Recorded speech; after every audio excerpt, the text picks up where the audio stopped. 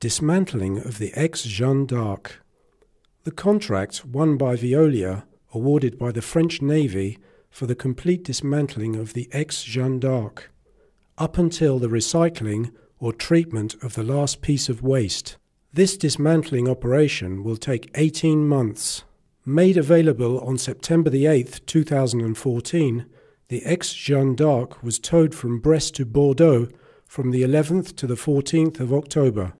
From November 2014 to September 2015, the ex-Jeanne d'Arc will be depolluted and the asbestos removed. From October 2015 to April 2016, it will be deconstructed and dismantled. If 10% materials are treated, non-recoverable waste, residual waste, asbestos, 90% are recycled, scrap metal, non-ferrous metals, electrical and electronic equipments, cables, wood, an ecologically virtuous work cycle.